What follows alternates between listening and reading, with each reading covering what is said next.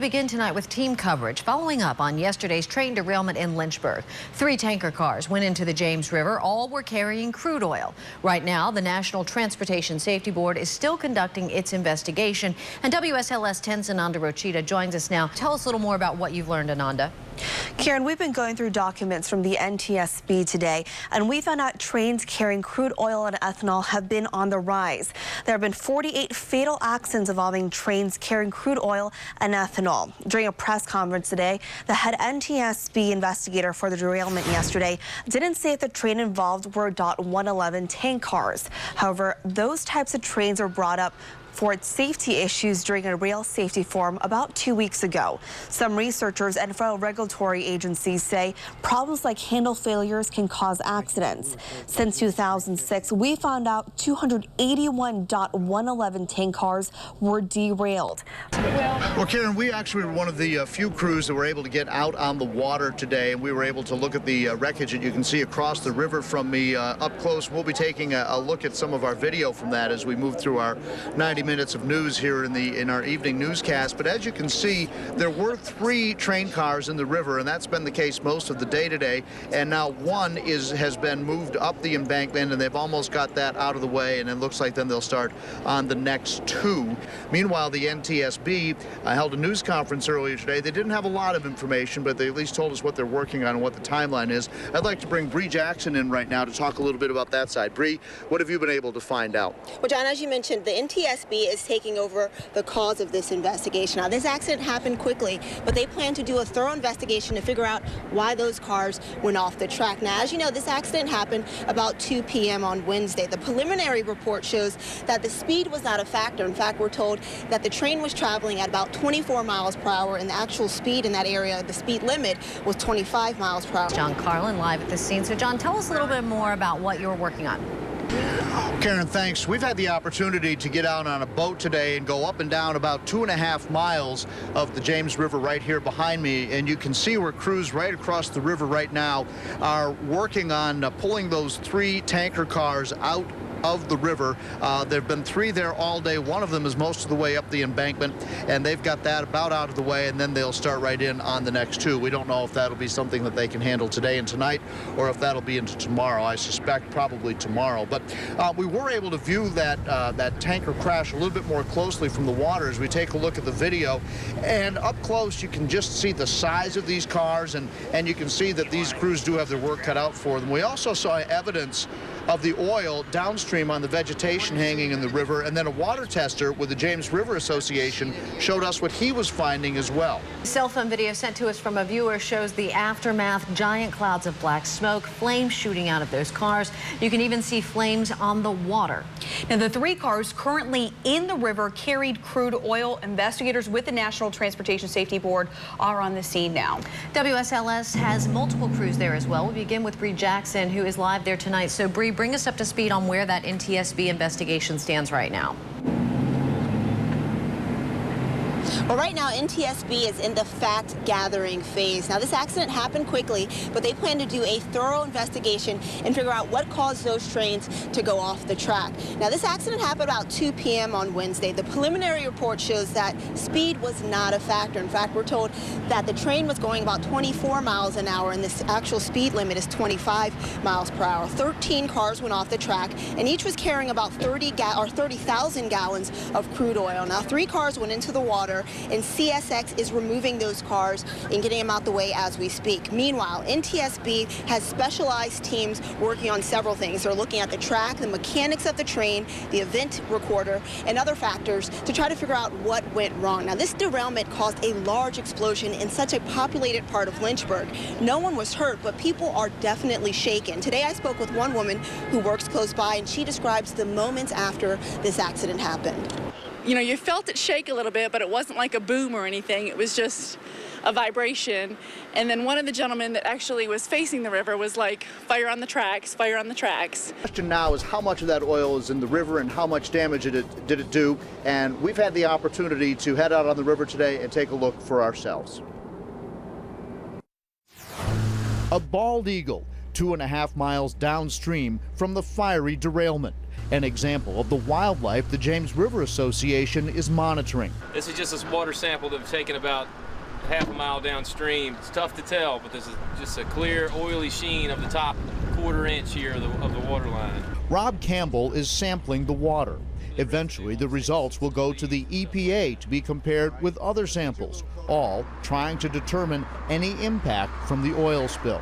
There's still a couple of things we don't know yet. Number one, we don't know how much of the oil that came out of those tankers burned away as opposed to what leaked into the river. It may be months before we know that.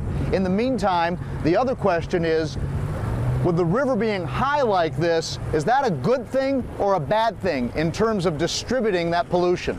You know, I'm not an environmentalist. I hear your question and it makes sense to me, but I really can't comment on that with any kind of expertise. Out on the river, we see stains on vegetation and pools of oil along the river bank. Mason Baston, a former guide, says this will be bad not only for wildlife, but for businesses that depend upon the river. Oh, it's going to crush them. It's going to absolutely crush them. Anybody that makes a living on this river will be directly affected in their bottom line by this event. The outfitters upriver, the outfitters downriver, everybody will be affected. Meanwhile, watchdog groups like the Waterkeeper Alliance say this is an example of why tighter security and transparency are needed when it comes to rail transportation along our rivers. This disaster just goes to show that we need transparency about the types of materials that are coming through our communities on rails. I mean, this happened right next to a downtown area, next to a public park, and it's scary. It's scary to think that this disaster could happen in a populated area like this. In the meantime, crews continue to work on removing the 3 cars from the river and hoping they can prevent any more oil from spilling into the James.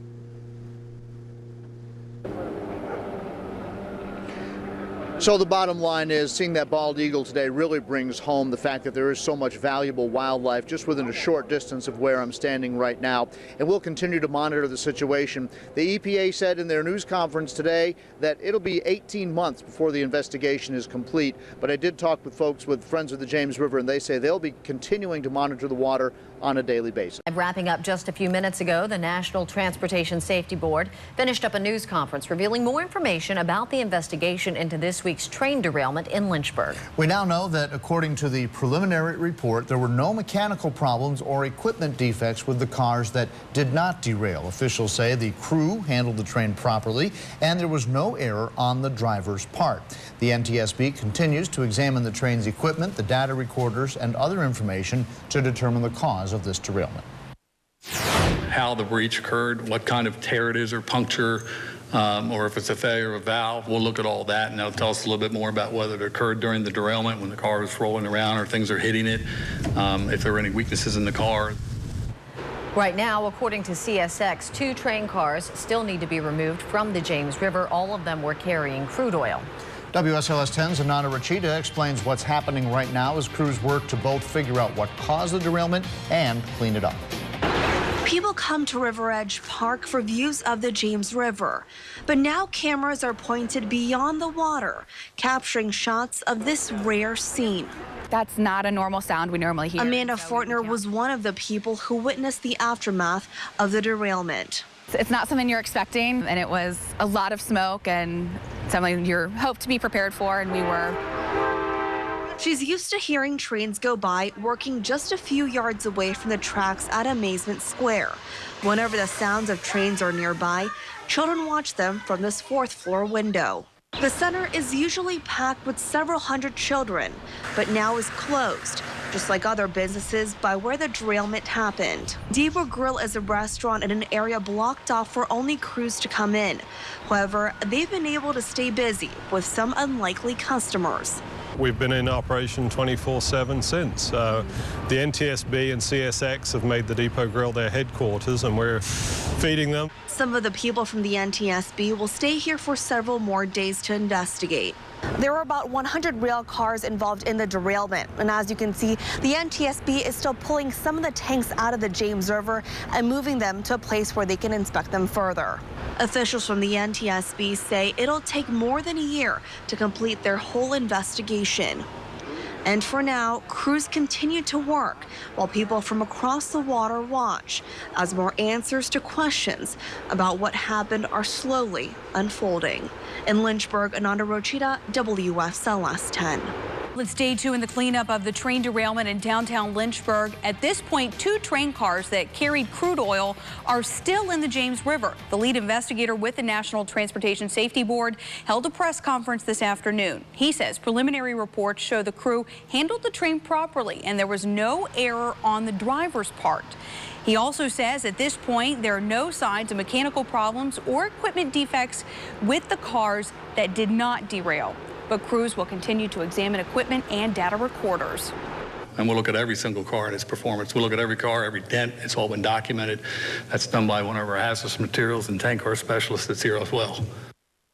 Southworth says the area around the derailment happened, where it happened, is still unsafe at this point, and he doesn't know when it will be reopened to the public. Group whose mission is to keep the U.S. waterways clean is now in Lynchburg to test the James River. It's called Water Defense, and this group also worked on the 2010 BP oil spill in the Gulf of Mexico. WSLS 10's Rachel Lucas spent the day with members of Water Defense. She joins us live in our newsroom. So, Rachel, we talked a little earlier. I know they took a lot of samples, and you had an opportunity to talk to them about their first initial thoughts on those samples. What did you learn? Well, Karen, today they took samples from the water, the soil, and even the plants there along the James River. Now, scientists tell me they're working to fingerprint all of that oil that was spilled. Now, this information will give them a better picture of what exactly caused the explosion and how much of the 50,000 gallons of crude oil unaccounted for actually ended up in the James River. While they won't have those exact test results for another week or so, Smith has early estimates. It's probably an estimate of somewhere between 20,000 gallons and 60,000 gallons. It's probably closer to 20,000 gallons. But then again, 1 gallon contaminates 1 million gallons of water. So even 10,000 gallons, 5,000 gallons is a disturbing issue. Now, I went along with scientist Scott Smith there and his team as they gathered those samples. Coming up tonight at 6 o'clock, I'll show you more of that interview and some of the issues that he's run into with local officials there. In the newsroom, I'm Rachel Lucas. Back to you. You can see the oil right here. This is what Scott Smith, chief scientist of Water Defense, refers to as Ground Zero, the site of the train derailment, which is now covered in oil. You can see it on the ground, the banks, and the tree line. With 50,000 gallons of crude oil unaccounted for, Smith is working to find out how much actually went into the James River. This is video they took from their boat at daybreak while testing the water. How can anybody say that the spill's contained when you can see the oil line all the way down the banks of the river and flowing down the river? This is a sample taken about 100 yards downstream from the wreckage site, where they actually take this Opflex material, string it through the water, and it absorbs that oil. And as you can tell, they've pulled quite a bit out of the area. In the long term, this should give them a better gauge of just how much oil was actually spilled into the river. After receiving clearance from officials, I was scheduled to go on the boat with Smith and his team. But he says shortly after he was taking water samples, our trip got shut down. And we're confused because the state officials and the local officials will come out and say that there's no impact on the environment, the water's fine. And then we're told that even though this is public, that our access is blocked because there's chemicals in the water. So we drove downriver with Smith as he took samples from the shoreline where oil had pulled, the same area where this pair of ducks landed. Smith says it could take weeks to know for sure if wildlife is affected. Smith's early assessment estimates at least 20,000 gallons of crude oil leaked into the James. That could have an impact 150 miles downstream in Richmond. In Lynchburg, Rachel Lucas, WSLS 10. We've been closely following water testing in the James River since the train derailment in Lynchburg about a month ago. Still, new test results are coming in. I've been working with Chief Scientist of Water Defense, Scott Smith, as he's testing contaminants in the James. Most notably, acetone has been found in the river and could be the key to the explosion after mixing with the Bakken crude oil. We've tested its flammability here at the studio compared to conventional crude oil that wouldn't ignite with open flames.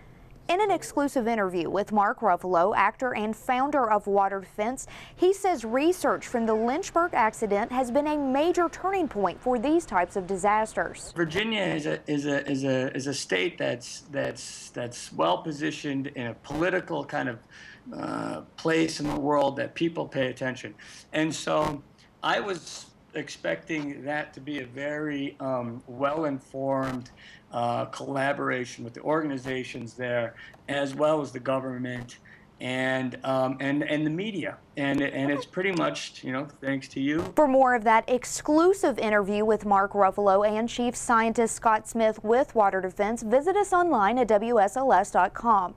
Next week, Senator Mark Warner will be making an announcement regarding safety rail issues surrounding the Lynchburg train derailment. And as always, we'll continue to keep you updated with the latest. In the newsroom, Rachel Lucas, WSLS 10.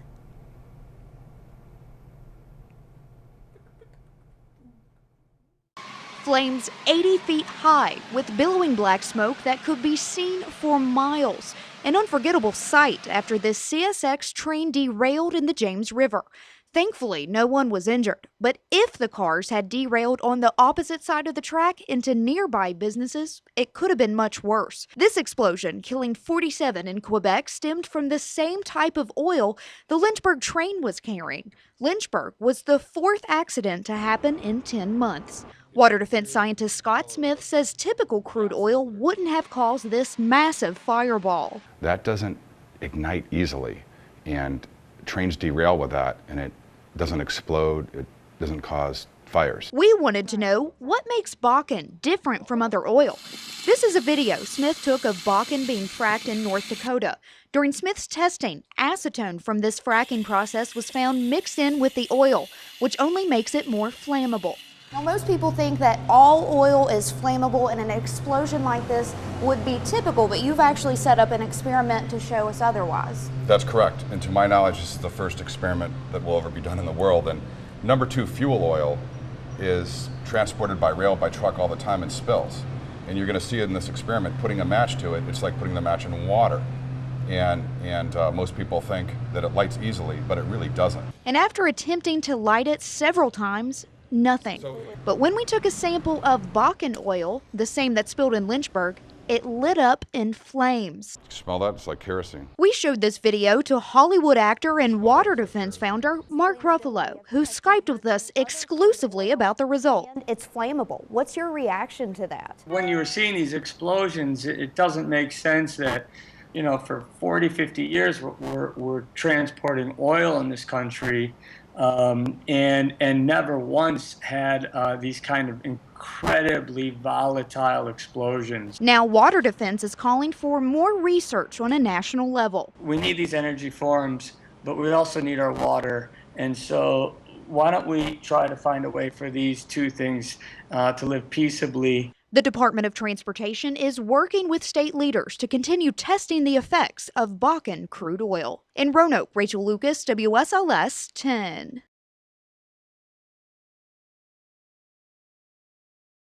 The shock still lingers from the explosion in Lynchburg after the CSX train derailed only a month ago. I think the entire Commonwealth was jolted. But most surprised were the first responders, who Fire Chief Brad Ferguson says were misinformed. We understood it was initially dispatched as a vehicle fire. What fire crews didn't know was that it was actually an explosion, burning 65,000 gallons of Bakken crude oil, which we have found is more volatile than conventional crude. Senator Mark Warner believes Lynchburg narrowly escaped the worst-case scenario. If these rail cars had fallen not into the river, but actually into the city. Now, Warner is pushing for more research on Bakken oil after the fourth explosion this year and is asking transportation leaders in the industry for more accountability, pushing for stronger regulation. What is the volatility of this Bakken crude? How are we going to make sure that communities are notified when these 100-plus unit car trains go through their communities? How are we going to make sure that first responders know about this information and then have the training to know how to respond. Bakken crude is now transported 48 times more than it was in 2008. Warner wants a new governor's task force to focus on how to better transport it, noting the train cars that exploded in Lynchburg are the newest and safest model available. So the question is, even are the newer cars going to be safe enough with the volatility of this Bakken crude? All questions the governor's task force will be examining over the next year so that new regulations and legislation on the state and federal level can be put into place to avoid another explosion.